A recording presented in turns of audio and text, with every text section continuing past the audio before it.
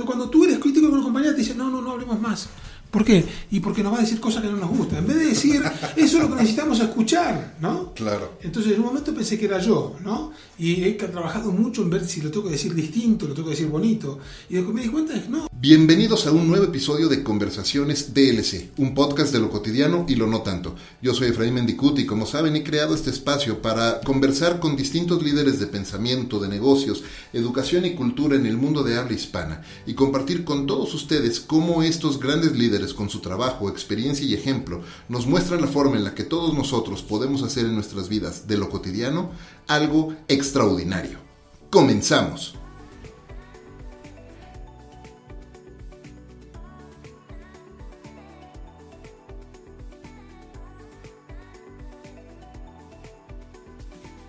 Enlistado como uno de los top corporate influencers en 2019 por la revista Entrepreneur y uno de los top voices en LinkedIn en 2018, mi invitado hoy tiene más de 25 años de experiencia trabajando con organizaciones e individuos a través de toda América Latina en la creación de su futuro, sea desde el punto de vista personal, del profesional o del de la tecnología. Este emprendedor, fundador y CEO de Future Experts es también autor del libro Homo Singularis y conductor del programa Futuro Perfecto. Mi querido Néstor Márquez, bienvenido a Conversaciones DLC. Efraín, gracias por invitarme. Es un verdadero gusto que me invites a tu programa y poder verte para saludarte para fin de año. Encantado de estar platicando aquí contigo.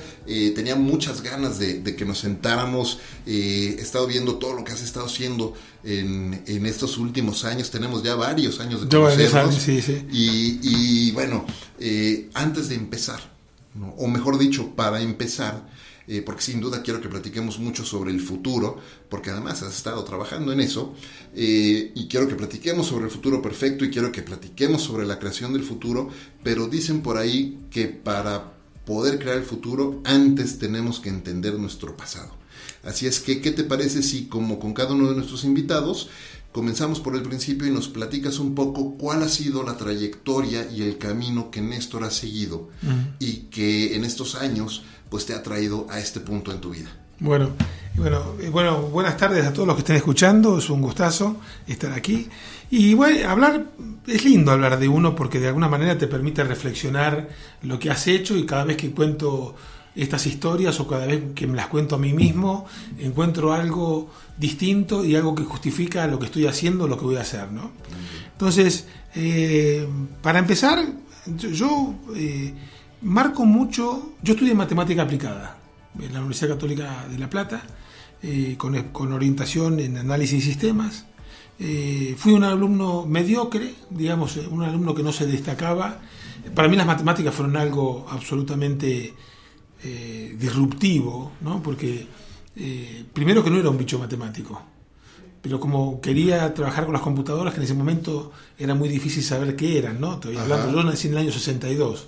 Imagínate cuando yo tenía 15 años y tenía que decidir mi futuro.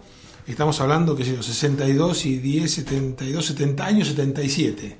O sea, recién empezaban a aparecer las PCs, ¿no? En la universidad no teníamos todavía ni una PC, sino que había un mainframe. Era el mundo de los mainframes. Con las tarjetas perforadas. Tarjetas perforadas. Y de alguna manera todavía veías en los centros de cómputos clavijas, porque antes se programaba con clavijas, que no sabías si eras un operador telefónico o un programador de computadoras, ¿no?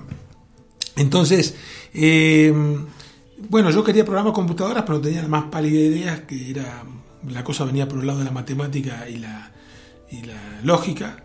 Bueno, cuando llegué el primer día y estaba haciendo servicio militar en la Prefectura Naval Argentina, y mi mamá me ayudó a hacer los trámites, porque yo estaba bajo bandera, que se dice en Argentina. Y bueno, un día cuando llego a la universidad, hice Facultad de Matemática Aplicada, dije, seguramente me confundí, porque a mí la matemática no era algo que me volvía loco. Y bueno, después me di cuenta que sí, para programar las computadoras tenía que estudiar matemática, álgebra, análisis matemático, modelos y simulación, etcétera. Y dije, bueno, ya que estoy acá, esta es una actitud que tuve siempre en mi vida, ¿no? Dije, ya que estoy acá, parece que las matemáticas no me enloquecen, habrá que estudiar matemática. Y me costó un montón, y hasta que un día terminás entendiendo las matemáticas y las ves como un juego. Cuando las matemáticas las empezás a ver como un juego, ahí cambia tu vida y tu relación con la matemática. Y bueno, hubo dos grandes cosas que tienen que ver con esto. Primero, que empecé a trabajar en DuPont, me conseguí una beca para trabajar en la parte de manufactura. Primero empecé en materiales y logística, y segundo paso fue empecé a trabajar en manufactura, automatizando plantas industriales. Y yo me siento muy orgulloso de haber trabajado en DuPont y haber empezado a hacer esto, ¿no? De automatizar plantas industriales. Y al mismo tiempo estaba trabajando en un grupo de investigación en la Sociedad Argentina. Voy a un congreso, creo que era años, no me acuerdo cuándo era exactamente. Bueno, ya había terminado, o estaba terminando la carrera, año 85 podría ser. Y voy a un congreso de la Sociedad Argentina de Informática y empiezo a ver el tema de la inteligencia artificial. Y en ese momento la inteligencia artificial era un tema complicado, ¿no? Porque no mucha gente hoy está de moda, hoy somos todos expertos en inteligencia artificial, pero en ese momento era un tema medio esotérico, ¿no? A tal punto que yo no lo podía decir en mi casa, que me llamaba la atención la inteligencia artificial, porque no entendían lo que eran las computadoras, menos iban a entender lo que era la inteligencia artificial. Entonces me metí en la Sociedad Argentina de Informática, fui un día, golpeé la puerta, en el grupo de simulación de cerebro, y bueno, había un alemán, Fritz, que no me acuerdo el apellido, que trabajaba en Ford, que había creado un grupo interdisciplinario. Había matemáticos, psicólogos, sociólogos, gente de la educación, programadores. Y bueno, yo me sumé al equipo y empezamos esa tarea de simular un cerebro. En ese momento era un cerebro de una plicia marina, porque pensamos que una plicia marina que tiene 48.000 neuronas iba a ser más fácil de simular, y después nos dimos cuenta que cada neurona cumple más funciones, o sea que tampoco es más fácil. Y bueno, fue una experiencia muy linda, y digo, esto de alguna manera sienta las bases de lo que vine a hacer después en toda mi carrera, ¿no?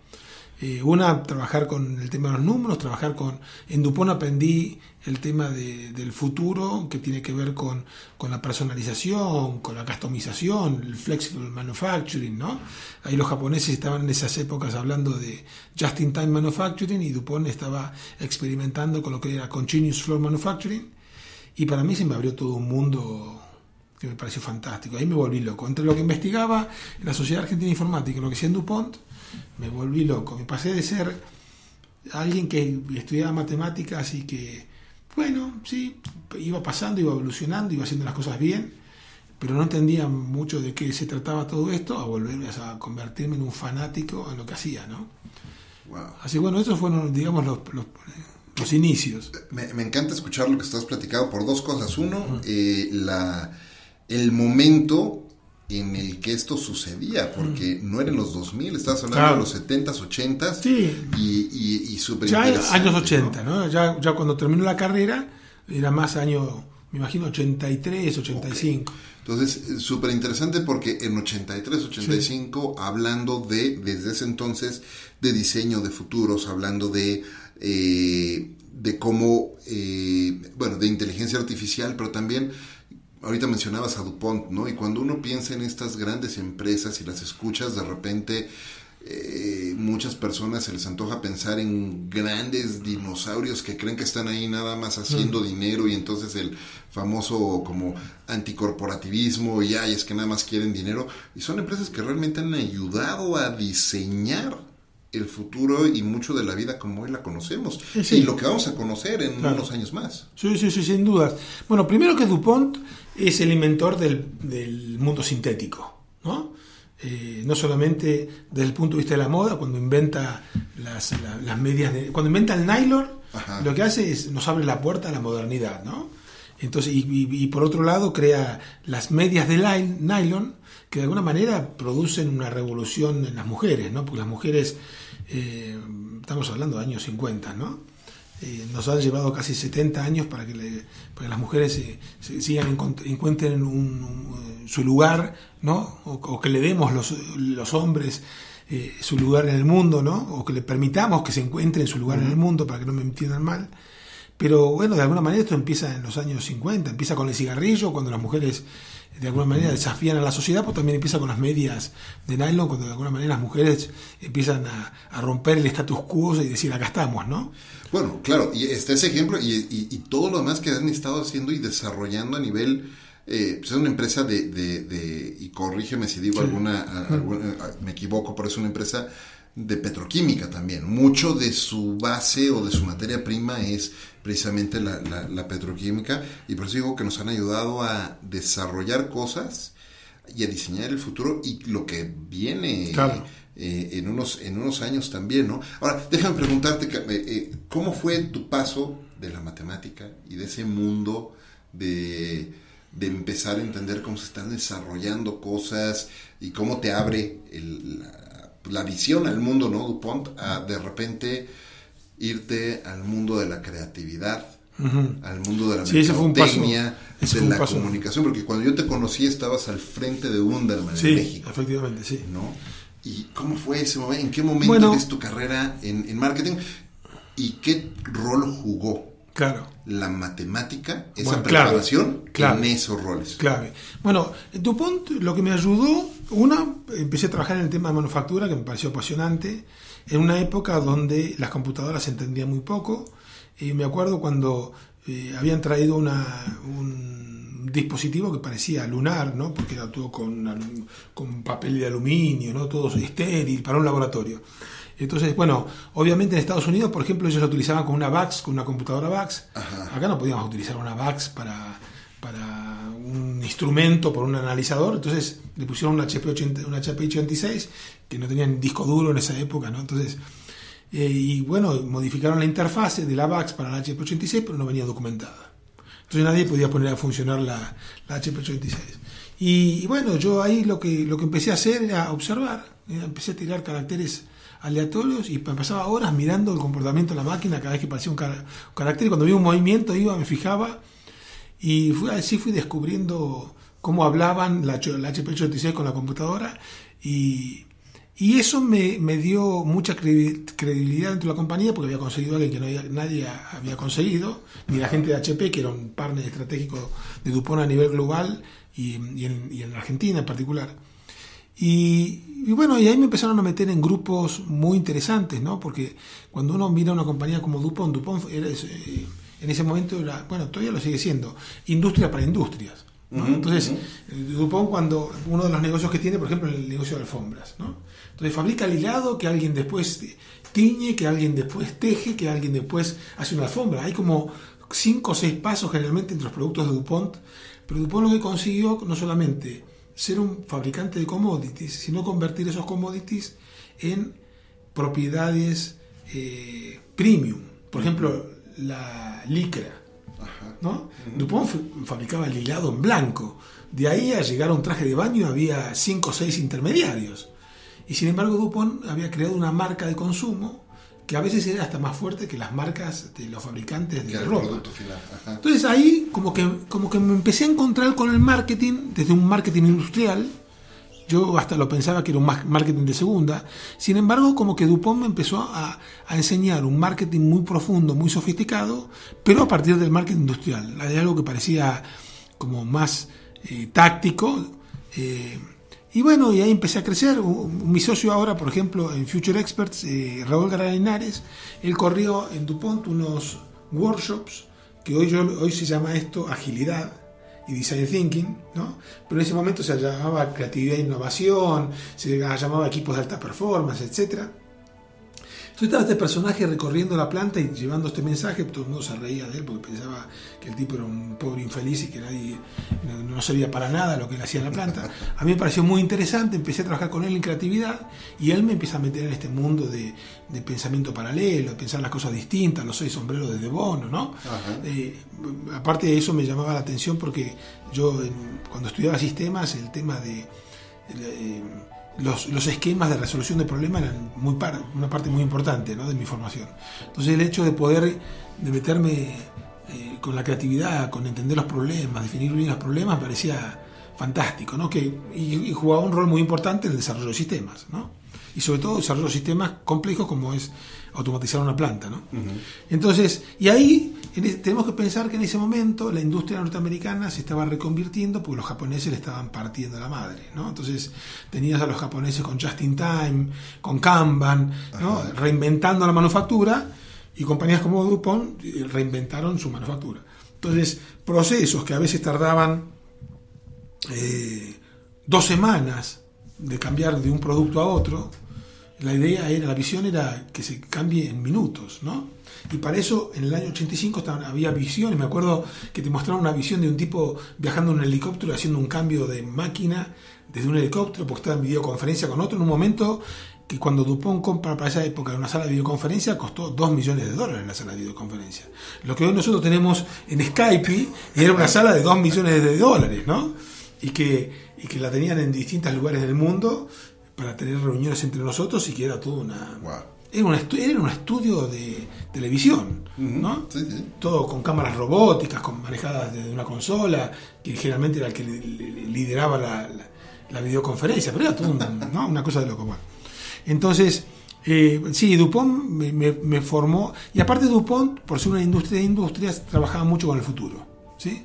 Entonces, por ejemplo, el tema de Porter, yo tuve la suerte de trabajar con los equipos de Michael Porter en la parte de Porter Análisis. Claro, porque cuando DuPont hace planificación, no hace planificación de 3, 5, 10 años, hace planificación de 30 años, porque después tiene que construir toda la cadena para abajo, claro, ¿no? Entonces, cuando voy a crear una nueva industria, esa industria te lleva a que busques los procesadores en el medio, crear el concepto, llegar al consumidor, explicarle de qué se trata. Me acuerdo cuando lanzaron Kevlar, por ejemplo.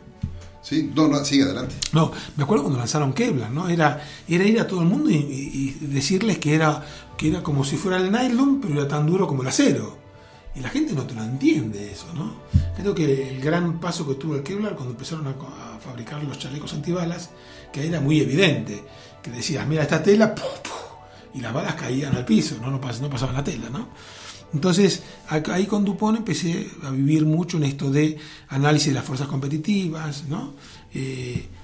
La tensión competitiva dentro de una industria y el tema del futuro, ¿no? Cómo poder imaginarte el futuro y cómo poder analizar el futuro para que puedas hacer esos pasos, ¿no? Y en el medio, con esto de los japoneses, empieza a surgir todo el tema del Total Quality Management. El Total Quality Management tenía al cliente en el centro. Entonces me empiezan a llenar la cabeza del cliente en el centro, de la personalización, que la visión de toda la automatización que estábamos armando tenía que ver con que algún día podamos fabricar para hacer lotes de a uno. Oye, déjame hacer una pausa ahí, porque acabas de hablar de varios conceptos súper importantes que para muchos parecieran conceptos nuevos o que hoy son los que están en boga, ¿no? Customer centricity, claro, por ejemplo, claro. Y bueno, y design thinking también, ¿no? Pero son conceptos que tienen décadas. Sí, décadas. Casi todo lo que hoy estamos viviendo y sentimos que eso es el mero mole, tiene por lo menos 30, 40 años.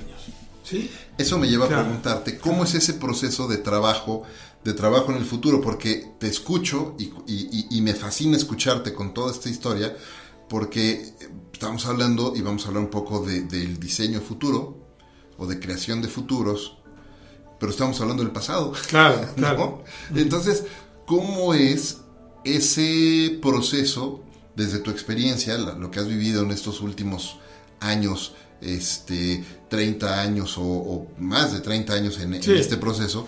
¿Cómo ha sido cómo es ese trabajo? ¿Cómo se trabaja el futuro? ¿Por qué la creación de futuro de la que estamos hablando tanto hoy, a punto de empezar la tercera década del siglo XXI, se lleva hablando desde la década de los 70? Claro. Y antes también, ¿no? Porque si uno se pone a pensar, muchos de los conceptos que estamos manejando ahora se gestan en los años 30, 40, 50. Okay. ¿No? La idea de la computadora. Bueno, la idea de la computadora, estamos hablando por ahí de año. Bueno, en mi libro Homo Simulares, por ejemplo, hago ese recuento, que me olvidé de traerte el libro. Yo prometo, dije, me estoy olvidando algo. No te preocupes. Pero por eso, ya está prometido, ¿sí? Que ahora saqué la segunda edición. En el libro, por ejemplo, hago un análisis de Babilonia, desde cuando se crea un número, todo hasta la inteligencia artificial, ¿no? Y los debates en inteligencia artificial, pero a través de historias, ¿no? Entonces, una de esas historias que súper me apasiona, que cuando puedo la oportunidad la cuento, es cuando Charles Babbage quiere liberar a las mentes de su época, año 1850, ¿no? En Inglaterra, quiere liberar a las mentes de su época y crear una máquina pero que en esa época la gente se dedicaba a hacer las tablas de calcular, ¿no? Entonces, él quiere crear una máquina parecida a las máquinas, ¿viste? Esas que hacían clac, clac, clac y daban la vueltita con la manija. Bueno. Y bueno, él tiene esa visión de poder liberar a las personas de esa carga pesada que era estar haciendo cálculos y poder liberar a estas personas que para el futuro o para que hagan cosas que sean más valiosas, ¿no? Estamos hablando del año 1850, año 1850, 1870, ¿no? Y él en realidad lo que cree es una calculadora sofisticada. Y por eso, de alguna manera, las computadoras se llaman computadoras, porque una computadora da la idea de que computa, suma, resta, multiplica, que era lo que quería hacer él. Sin embargo, Ada Lovelace, que trabaja con él, ella es la que de alguna manera plantea la idea de la computadora como máquina universal y como máquina simbólica, ¿no? Es una mujer, ¿no? Es una mujer la que realmente crea conceptualmente la computadora y que nos cuesta enormidad decir la mujer creó la computadora moderna, ¿no? Qué increíble. Sí. Qué increíble, me encanta escuchar eso. Entonces, me fascina escuchar eso. Desde ahí ya, entonces cuando decíamos 50, en realidad ir para atrás es un proceso muy interesante, incluso cuando uno habla de futuro, porque si uno no entiende el pasado, corre el riesgo de perder. Por ejemplo, cuando crean la computadora, el proceso clave para crear la computadora moderna tuvo que ver con ir a encontrar los desguaces de la computadora Charles Babbage, donde él ya había sentado las bases de esto, ¿no? Entonces, y lo mismo pasa, por ejemplo, con la historia de los buscadores. Creo que Larry Page, él estaba buscando la forma, cómo se estructuraba el conocimiento del mundo antes de llegar a sus mecanismos del PageRank y todo aquello. Cuando ellos empiezan a crear todo esto, encuentran que había un filósofo hindú en 1800 que había sido el que primero había imaginado las bibliotecas públicas, porque hasta ese momento las bibliotecas, el nombre de la rosa, las bibliotecas eran del abate, eran cosas escondidas, ¿no?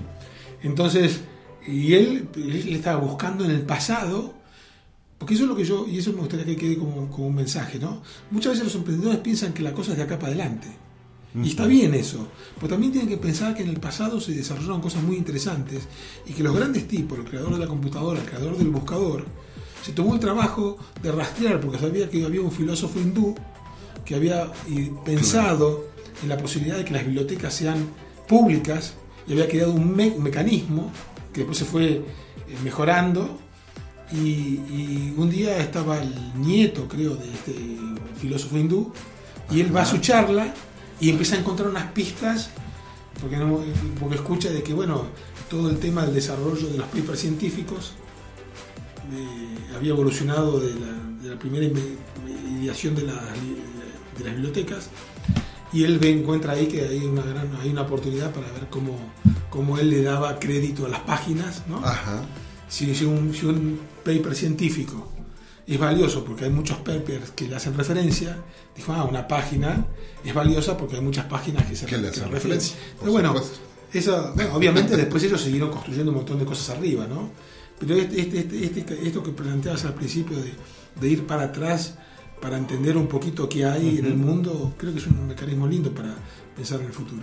Hablando de eso, y ahorita platicamos un poco sobre tu carrera también desde el punto de vista de marketing, pero hablando de eso, tú te has desarrollado precisamente en un campo en el que el tema de la innovación, del descubrimiento, de la disrupción, pues siempre está en medio de todas las pláticas. Sin embargo, y esto lo he platicado con otros invitados en otros episodios, de repente sucede que no necesariamente es tan práctico ese proceso de disrupción o de innovación y se queda más en la discusión teórica que en la realidad. Sin embargo, lo que nos acabas de compartir de toda esta historia, cómo se han desarrollado todas estas opciones y todas estas nuevas o viejas tecnologías, ¿no? Es un trabajo constante de innovación. ¿En qué consiste y cómo es tu proceso de innovación o de pensamiento respecto a la innovación? ¿En qué te fijas tú para hacer ese proceso de innovación y de disrupción? Bueno, yo creo, no sé si lo tengo tan claro el proceso, pero me imagino algunas cosas que se me vienen a la mente cuando tú me haces la pregunta, ¿no? Uno tiene que ver, por ejemplo, con entender el problema. ¿no? Yo le atribuyo muy importante al entender el problema. Generalmente nos encanta ir a la acción y no decir, bueno, a ver, ¿de qué estamos hablando? Y es un gran vicio es un enorme vicio de cualquier industria, bueno, ¿no? Y en la programación es terrible, ¿eh? En la programación es terrible. Por ejemplo, uno de los grandes defectos de la programación, me acuerdo cuando yo me dediqué mucho a programar, y el tema cuando decís, bueno, voy a empezar, no sé exactamente qué me pidieron, pero voy a empezar a hacer algunas pantallas, no, voy a empezar a hacer... Y en algún momento me voy a meter con lo que me pidieron. Y eso es peor, lo peor. Y a ver cómo lo acomodo, claro, cómo encaja dentro de eso. Y porque ya es un Frankenstein, ¿no? Claro. En vez de tomarte tu tiempo y decir, ¿de qué me están hablando? El tema es que nos genera una ansiedad enorme el no dominar el tema entonces nos da hueva, nos ponemos a leer y nos ponemos dispersos porque no entendemos el tema. Entonces, si tú me preguntas del tema de innovación, uno de los temas que creo que más he trabajado yo en mi carrera ha sido en esto de poder decir, bueno, me voy a meter en un tema que no entiendo, pero yo sé que voy a pasar por una etapa en la cual va a ser muy difícil, que no voy a entender nada y que me va a costar quedarme sentado, porque yo tengo déficit de atención, obviamente. Entonces me va a costar quedarme sentado, pero sé que lo tengo que pasar.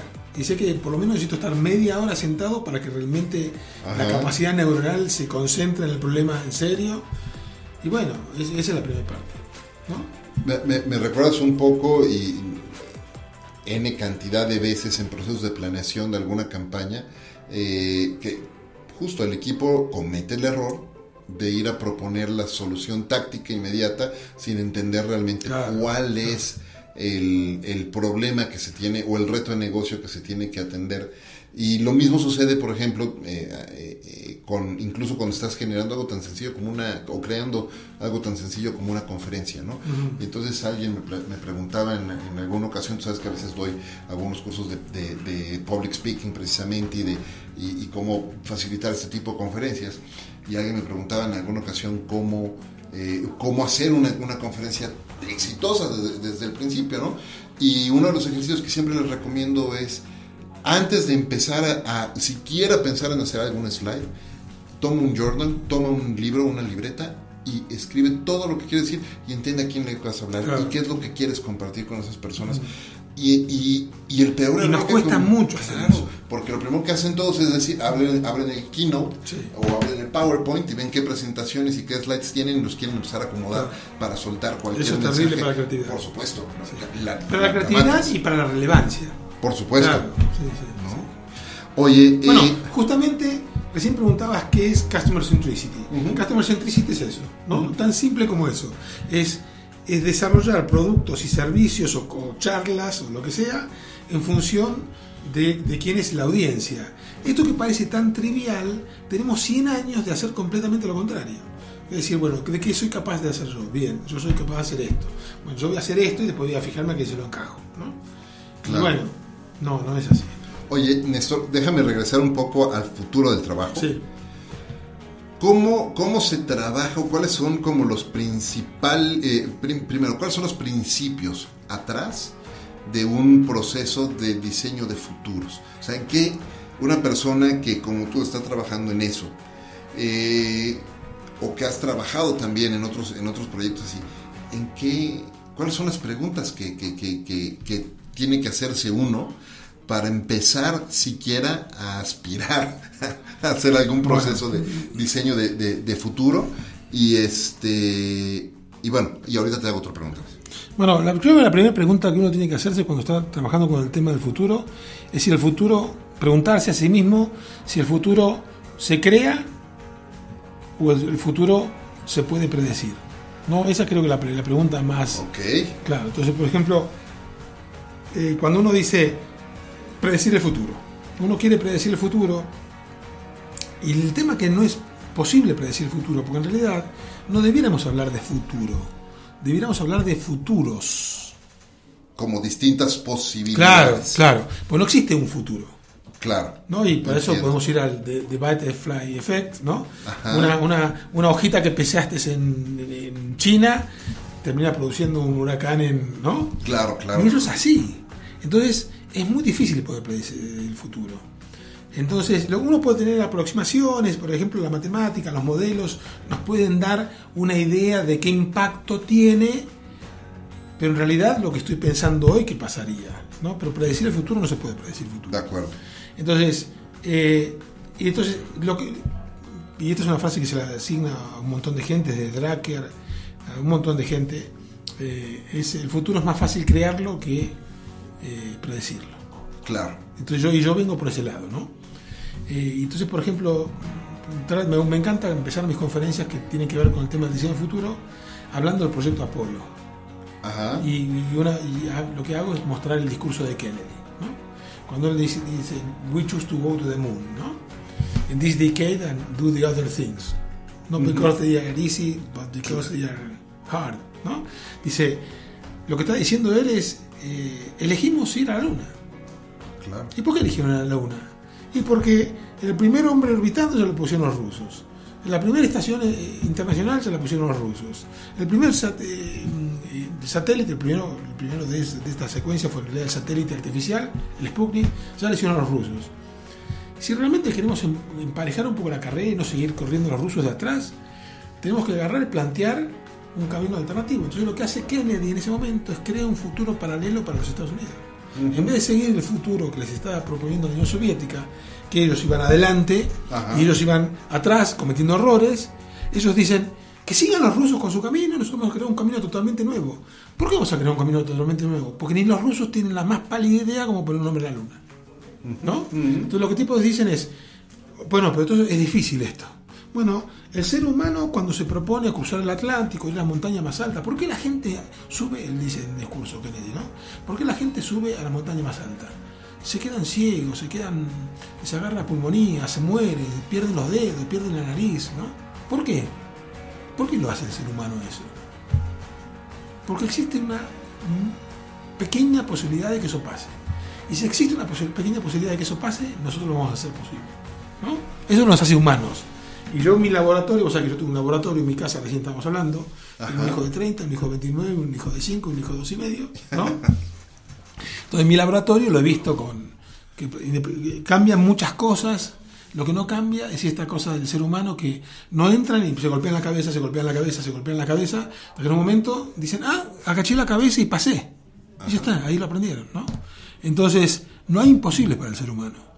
Entonces cuando uno está en esta disyuntiva y por eso viene el tema del moonshot, los moonshots, ¿no? Sí, claro. ¿Por qué Google trabaja el tema de los moonshots? Porque dice, piensa en un problema enorme, ese problema enorme te va a llevar a buscar, a intentar soluciones radicales, y esas soluciones radicales van a requerir tecnología de punta, ¿no? Me recuerdas mucho lo que dice justo uno de los miembros del board de Google, el doctor Nadeem, me estoy tratando de acordar su apellido, ahorita me viene a la memoria, pero justo él es un empresario indoamericano que ha hecho miles de millones o billones de dólares, y él lo que dice es, si quieres ser un multibillonario, crea una solución a un problema en el que ayudes a millones o millones de personas. Bueno, y ese es el cambio de paradigma.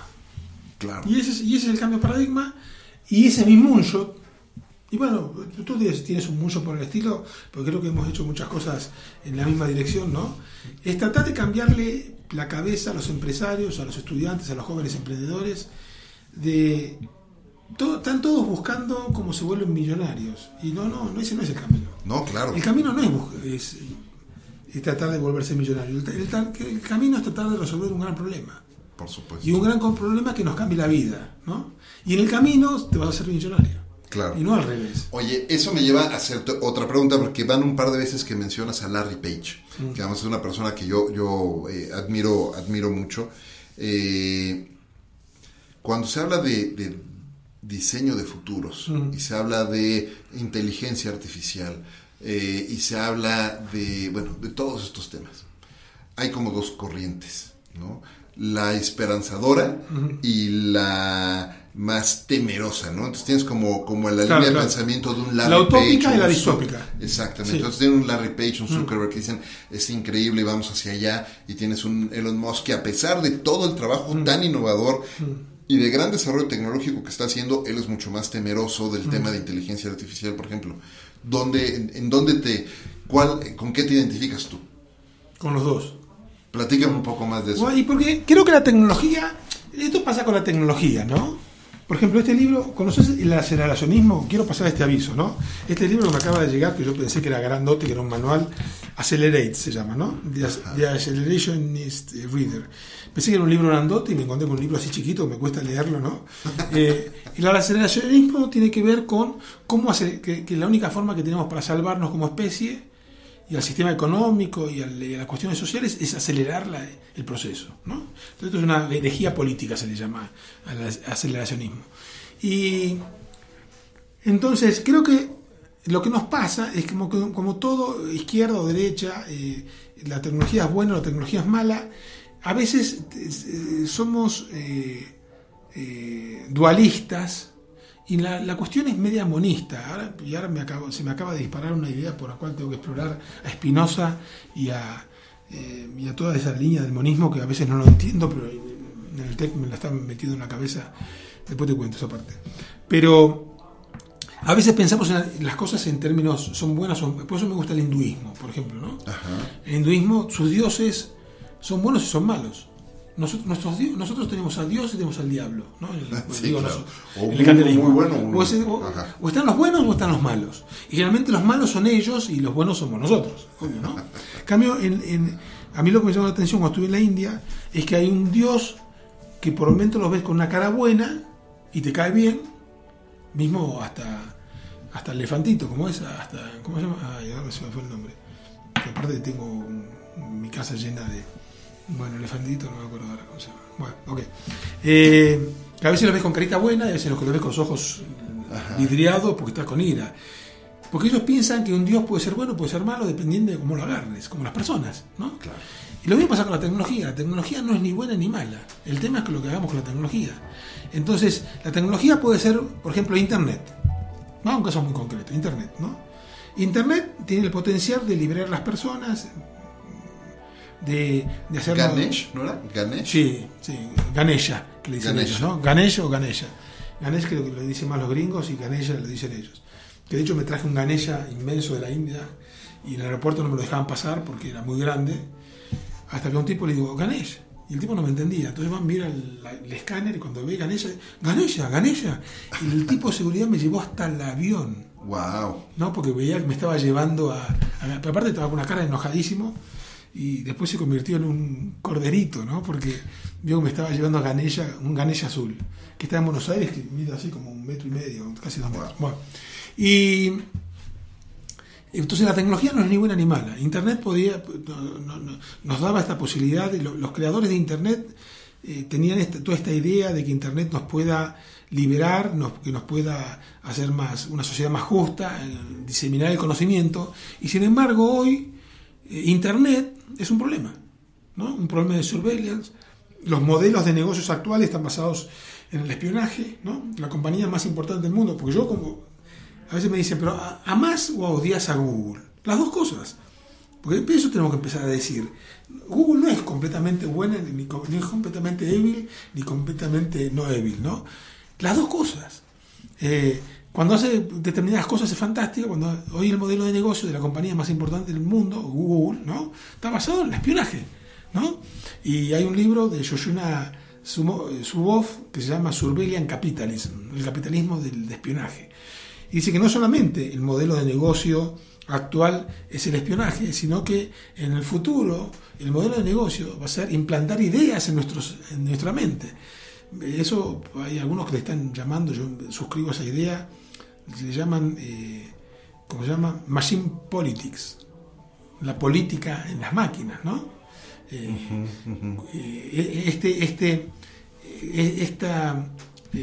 Esta idea de hacer una sentencia política cuando escribís un programa de computadora, ¿no? Wow.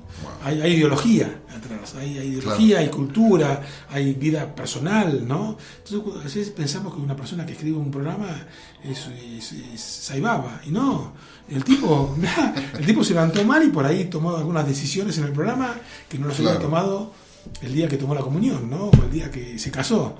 que por ahí va a estar distinto. Entonces, bueno, no hay tecnología ni buena ni mala. Creo que la inteligencia artificial nos puede liberar de un montón de cosas, nos puede meter en un montón de problemas. Lo que sí creo, y de vuelta volviendo a la idea de diseño futuro, es ¿cuál es el futuro que queremos para el ser humano? Eso para mí es una pregunta abierta. O sea, claro, no hay gente que esté escribiendo ahora y que diga, yo creo que el ser humano en el futuro, la relación entre el hombre y la máquina debiera ser esta. No se está escribiendo. Bueno, mi investigación sobre el futuro del trabajo va por ese lado, ¿sí? Es tratar, no voy a decir esto es lo que debiera hacer el ser humano, sino que lo que estoy tratando de hacer es un abordaje para decir, así debiéramos pensar nuestra discusión sobre la relación hombre-máquina, ¿no? Porque hoy no lo estamos discutiendo. Entonces yo creo que es muy importante que discutamos eso, porque lo que podemos hacer con la inteligencia artificial, con la robótica y con la biotecnología, porque si estamos asombrados... Claro, porque ese es otro tema. Si estamos asombrados con lo que pasa con el mundo digital, no nos damos cuenta que por el costado, por la derecha, nos está pasando la biotecnología. DuPont no está en la biotecnología, ¿no? DuPont ya no fabrica plástico, no es una empresa química. No, ya está en otra dimensión, ¿no? Entonces, por otro lado, nos está pasando un mundo. Yo el otro día, por ejemplo, me estaba echando unos clavados sobre cómo está evolucionando la biotecnología, cómo ya estamos cambiando. Bueno, los biohackers, ¿no? Lo que están haciendo los biohackers. Entonces, hay un mundo que todavía no estamos prestando atención y que la próxima disrupción viene por ese lado. Claro. Fíjate que tuve la fortuna de tener como invitado en uno de los primeros episodios de Conversaciones DLC al doctor Cristian Peñalosa. Él es un mexicano brillante que vive ahora en Osaka, trabaja junto con la Universidad de Osaka, en Japón, y él es neurocientífico, enfocado a su especialidad es en neurociencia.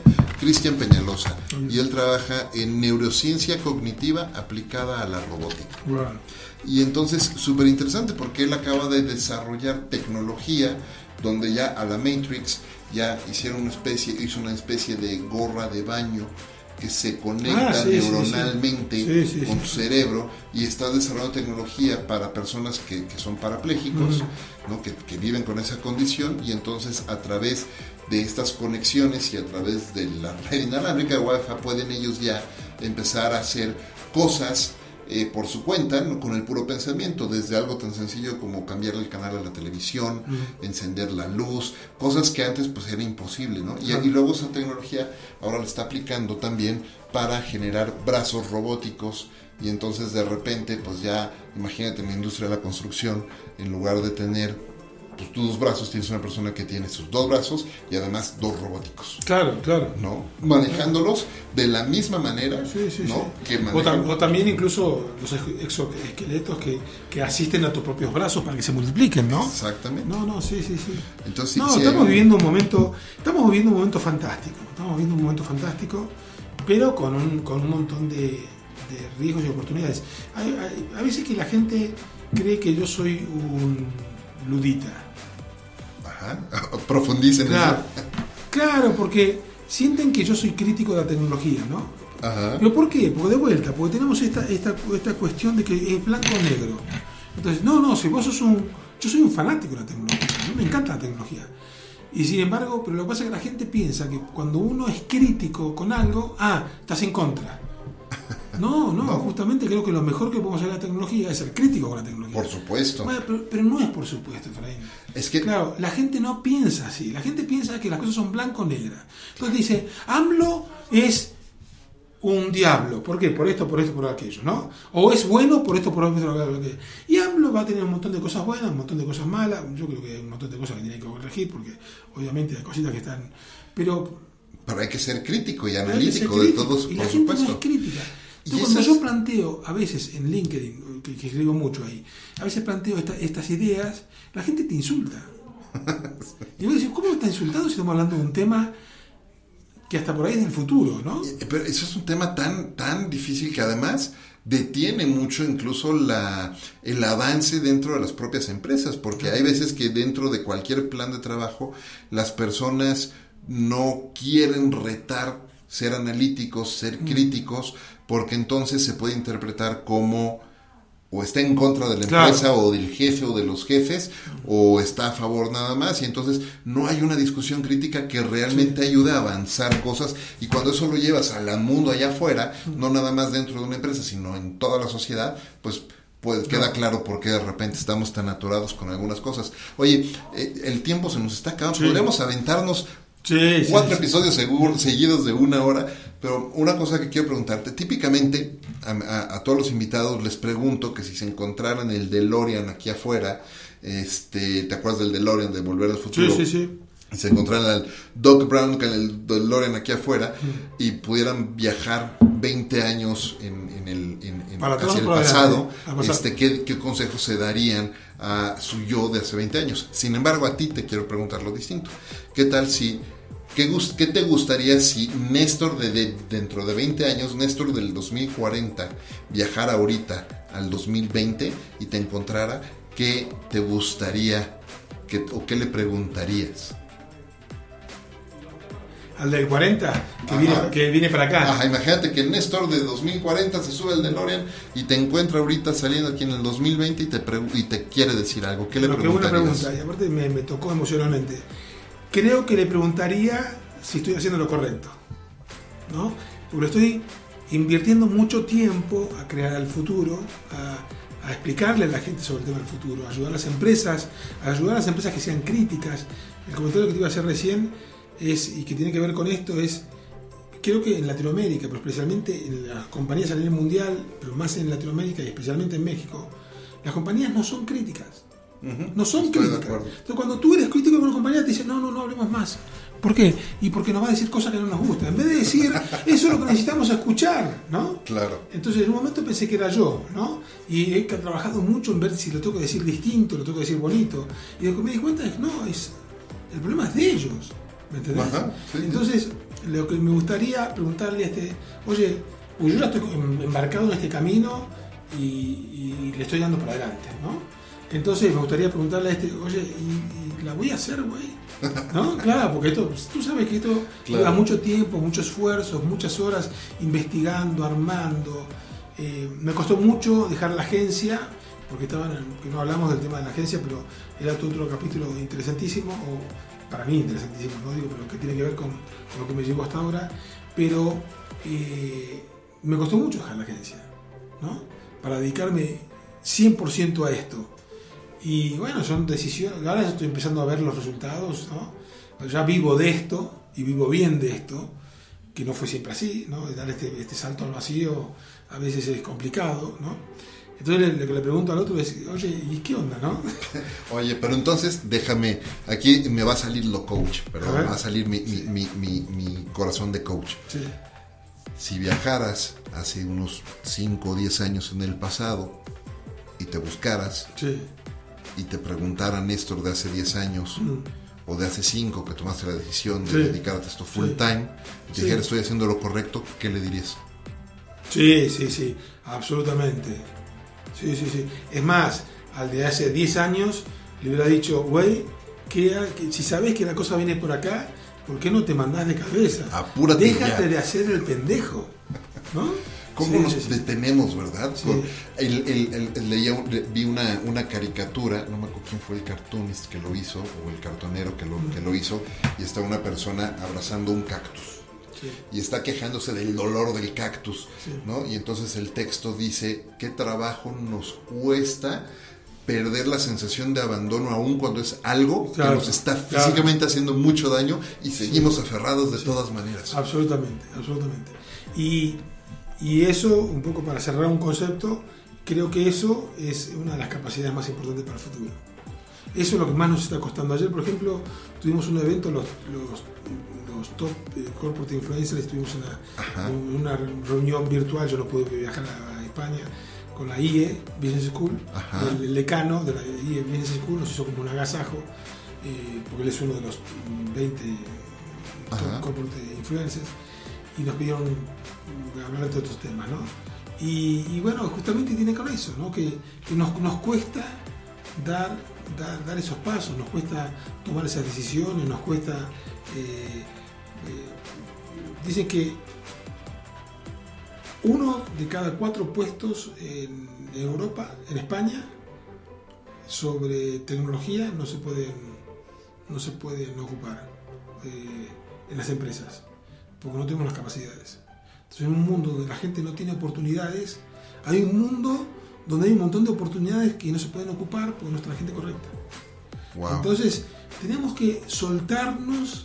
Y aparte es mágico, porque yo te digo una cosa, me han empezado a pasar algunas cosas. Mi mujer en un momento, se levantaba a las 5 de la mañana cuando le iba a dar de comer a Natalia, que tiene 5 años ya, y yo se levantaba a las 5 de la mañana y me veía que yo estaba escribiendo mi libro, ¿no? Y ella me confesó, después dijo, yo pensé que habías perdido el juicio. Dice, ¿no? Y sin embargo, hoy vivo tan pleno, tan satisfecho con lo que estoy haciendo. Me preguntarás si todavía sigo teniendo dudas, y sigo teniendo dudas, ¿no? Porque uno dice... Pues es normal, claro, es humano. Claro, ¿no? Y si en vez de hacer esto me pusiera a trabajar, ¿no? Una vez uno se pregunta, y después uno dice, si estoy trabajando, si hace 3 años que vivo de esto, ¿no? Y vivo bien de esto. Entonces, ¿cuáles son las dudas? Yo creo que es muy importante en ese sentido entender, y a mí me gusta mucho compartirlo, entender que por un lado uno tiene su trabajo con lo que se gana la vida, con lo que paga las cuentas, vaya. Entonces tienes tu chamba, vamos a llamarlo así, chamba, pero al mismo tiempo es súper importante reconocer que tenemos también un trabajo de vida, que no necesariamente es la chamba que estás haciendo en el día a día, es decir, no es tu empleo, pues. Sí. Y algunas personas llegan a tener la fortuna de descubrir y decidir y de soltarse, y como tú, convertir su labor de vida en su empleo y lo que paga las cuentas. Yo creo que eso es a lo que todos deberíamos de aspirar y llegar, y el momento en el que lleguemos a eso, creo que vamos a tener un equilibrio como sociedad mucho más pleno. Leí aquí parte del resumen del libro que me estabas enseñando, de Accelerate, y dice, es el nombre de una jerarquía política, la insistencia de that the only radical political response to capitalism is not to protest, disrupt or critique, but to accelerate and exacerbate its uprooting.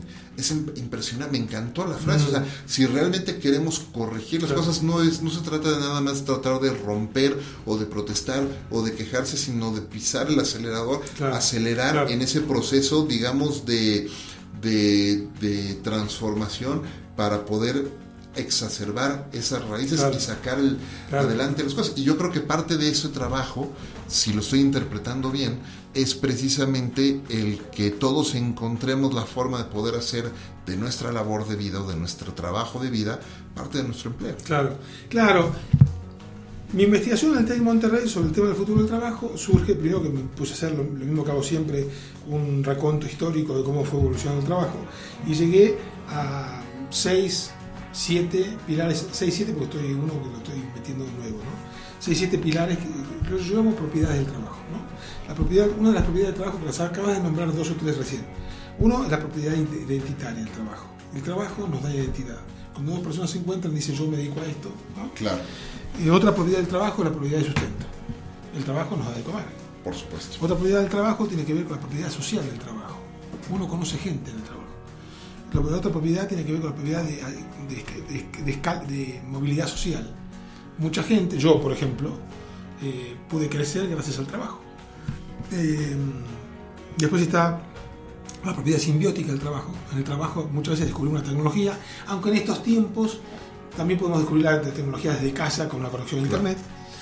Y después hay otra propiedad del trabajo que tiene que ver con esto, generador de capacidades. Porque es generador de capacidades, claro, pero capacidades más allá de la capacidad de educación. Capacidad como la piensa Amartya Sen. Amartya Sen es un filósofo, matemático y premio Nobel de Economía, ¿no? Que es lo que decía, es, en este aspecto de la capacidad no se trata solamente con lo que puedo hacer, sino con lo que hago, sino con lo que puedo hacer. Y en este sentido, por ejemplo, cuando dice la capacidad, el crecimiento económico de una sociedad no es importante en sí mismo, sino lo que puede hacer la sociedad y lo que puede hacer la gente con ese crecimiento económico. a veces nos quedamos en la primera lectura de las cosas, ¿no? Entonces, también entonces estoy viendo capacidad en un término más amplio, ¿no? Claro. O sea, todo ciudadano puede ser presidente de los Estados Unidos, o de México, o de Argentina, ¿no? Sin embargo, eso en la práctica no es así. Si no tenés quien te financie, si no tenés un grupo de presión atrás, o un partido político, etcétera. Entonces, esas capacidades que realmente te permitan hacer cosas concretas, ¿no? Me encanta. Oye, nos podríamos aventar 3 horas más platicando esto, pero el tiempo se nos está acabando. Queda súper abierta la invitación para que nos volvamos a juntar en unas semanas y grabar de una continuación de esta plática, porque de verdad que está interesantísima. Voy a tratar de extender unos minutos más, nada más porque de verdad hay cosas que no quiero dejar para una plática siguiente, sino lo quiero cubrir de una vez. ¿Qué dirías tú con todo lo que has aprendido y estudiado en estos años, con todo este trabajo que has realizado? ¿Qué piensas tú hoy que deberías, o mejor, déjame preguntarlo de otra forma, qué viejas prácticas, viejas ideas o viejos pensamientos o paradigmas has tenido que dejar atrás, de lado, para poder evolucionar y seguir creciendo como Néstor? Bueno, ahora que nunca me había puesto a pensar, ahora que estaba haciendo la pregunta, iba pensando, uno creo que es muy importante, creo que mi cambio fundamental tuvo que ver con un coach, que me contrató la compañía cuando yo trabajaba en Wunderman, que a veces una de las presidentas de Wunderman, y que hizo un trabajo fantástico. Para mí fue el trabajo más grande de cambio personal, ¿no? Más allá del trabajo. Y una de las cosas creo que más fuerte fue, yo había crecido y tenía que ver por ahí con la cultura de mis padres o incluso la cultura de la época, ¿no? Para que tengas una idea, casi toda mi infancia y adolescencia en Argentina la viví con gobiernos militares. Entonces, muy verticalista, muy cerrado, muy de gana-pierde, ¿no? De gana-pierde. Entonces creo que esa fue la parte que más me costó, el darse cuenta de que no se trata de ganar una discusión o de ganar, sino que se trata de realmente cambiar las cosas, ¿no? En el largo plazo y en lo más importante, y quedarse de esas batallas que a veces nos encanta enfrascarnos y que nos dividen de la gente, de las ideas y de las posibilidades, ¿no? Entonces yo creo que esa fue una de las grandes cosas que me ha llevado, que me costó más cambiar, ¿no? Por ejemplo, mi mamá tenía un dicho todo el tiempo: lo hubieras dicho, ¿no? Hasta que un día dije: mamá, pero ¿por qué eso lo dices vos cuando estás en esas situaciones? Tú dilo, pero no me digas a mí lo que tengo que decir, ¿no? Y bueno, creo que uno crece mucho con eso. Debiera haber dicho, debiera haber hecho, uno se está todo el tiempo reclamando en vez de dejarse fluir y hacer las cosas y construir, ¿no? Claro. Fíjate que yo ahora me recuerdas una de las cosas que más le aconsejo a mi hija con más frecuencia, justo es: di las cosas. Claro. Pide las cosas, levanta la mano. ¿Quieres algo? Levanta la mano. Probablemente te digan que no. Claro. Pero si no levantas la mano y no lo pides y no preguntas, nunca vas a poder saber cuál es la respuesta. Y déjame decirte que yo en lo personal trato de hacerlo con frecuencia, y te sorprendes de las cosas que puedes conseguir y aprovechar solamente por atreverte a preguntar. Claro. Uno no se preocupa porque creo que yo por ejemplo vengo de una cultura donde el error se pagaba muy caro, ¿no? Cuando eras chico y cuando eras adolescente, incluso cuando eras grande las empresas. Bueno, DuPont para mí fue todo un cambio de paradigma, ¿no? Pero antes yo sentía como que si tú cometías un error, tú no podías decir no sé. Yo, por ejemplo, ahora que tú dices lo que le dices a tu hija, ¿no? Yo a Agustina, especialmente se lo digo mucho a Agustina, que es la más grande, disfruta. Enjoy. Incluso cuando estoy en un problema, claro. Dice: papá, ¿cómo me decís que disfrute si estoy en un problema? ¿Estás frente a una alternativa? Sí. Bueno, disfruta. El problema sería que no tengas alternativa y que no te guste. Claro. ¿No? Entonces, disfruta el proceso, disfruta. Esto es como jugar una partida de ajedrez y enojarte con el que tenés enfrente, ¿no? Ajá. O sea, qué infeliz, ¿no? En cambio, a veces nos pasa con la vida que sí me enojo con el que tengo enfrente porque siento que me está tratando de hacer daño. Y sin embargo es un juego. Claro, y además debemos de tener, justo de repente pensamos que las condiciones en el trabajo o en cualquier otra cosa nos están afectando, lo están haciendo en contra de nosotros y no podemos hacer nada, cuando la realidad es que, y eso se lo decía el otro día a una compañera de trabajo, no eres un árbol. Claro. ¿No te gusta? Muévete. ¿No? Hay alternativas, por fortuna. Si hay alternativas. Claro, vivimos en un mundo en el que tienes alternativas, en el que puedes tomar decisiones. Claro, no es fácil tomar las decisiones. Claro, toda decisión trae una consecuencia amarrada, por supuesto, pero de eso se trata, es parte de lo que se puede corregir, ¿no? Claro, totalmente. Por ejemplo, el otro día me preguntaba un empresario, me decía, Néstor, si no me subo a esta oleada tecnológica. Le digo, no, pero esto nos hacen creer que esto es un tren que sale solamente una vez. Y bueno, si te pierdes esta tecnología, vas a estar temprano para la siguiente. Claro. Pues si las tecnologías están durando 6 meses, ¿no? 3 meses o no. O lo que a veces nos pasa cuando damos clase, lo que hace 6 meses era un hitazo, hoy la gente se aburre y mañana nos van a tirar piedras, si lo vamos a decir. Absolutamente, ¿no? Claro. Dar clases es una de las cosas más retadoras hoy día, porque tienes que mantenerte. No puedes sentarte en los laureles porque lo que hoy fue un hitazo, en 3 meses es... te dicen no sabes nada. Y después ya eso es una hueva, ¿no? Sí, entonces, totalmente. Pero eso pasa también con la tecnología de las empresas. No es... Si uno se equivoca, y bueno, me subo a la próxima ola. O sea, tampoco es... no hay una sola ola. A veces también nos hacen pensar de eso. Que esta es la última ola y no hay olas atrás. Y en el mar, si no agarras esta ola, agarra la que sigue, ¿no? Tenés que tener paciencia, ¿no? Claro. ¿Dónde las personas que nos están escuchando pueden conectar contigo? Bueno, nestormarquez.com es una buena forma, porque ahí tengo bueno, primero que tengo mi egoteca, un poco todo lo que hago, pero también están todos mis papers y mis programas. Y también me pueden contactar. Y si no, en LinkedIn. Yo tengo una actividad muy, muy fuerte en LinkedIn. Tengo como 110 artículos escritos. Y también tengo los programas de Futuro Perfecto, los martes a las 8 de la noche. Ahora vamos a empezar ya en enero, ¿no? Pero, bueno, cualquiera de esos pueden ser 2 buenos caminos. Y si no, también nestormarquez@mac.com, ¿no? Directamente. Pero si no, cualquiera de esas alternativas pueden ser muy buenas. Muy bien. La premisa principal de este programa es platicar con líderes como tú sobre cómo también hacen de lo cotidiano algo extraordinario. Así es que te pregunto, Néstor, para ti, ¿qué es y cómo haces de lo cotidiano algo extraordinario? Bueno, ayer me pasó, por ejemplo, que estaba, por ejemplo, la tema de Natalia, que tiene 5 años, y está en el momento que ella quiere saber todo. Papá, ¿por qué tal cosa? ¿Y por qué tal otra? Y entonces, ¿por dónde, no? Y entonces estaba disfrutando y dije, qué lindo es poder influenciar en millones, ¿no? Pero qué lindo también es poder influenciar en estas 4 personas que me han tocado, Agustina, Nico, Natalia y Luisa, ¿no? Ajá. El hecho de poder darles cosas de las cuales no se sientan avergonzadas. Yo cuando siento que hay muchas mujeres, y en Latinoamérica pasa mucho, que dicen, tuve problemas con mi papá con esto, tuve problemas con mi papá por lo otro, ¿no? Y a veces esto o lo otro son cosas muy, muy graves, ¿no? Y que le marcan la vida, ¿no? Por violencias o por sarcasmo o por violencia física o por violencia de la peor de todas.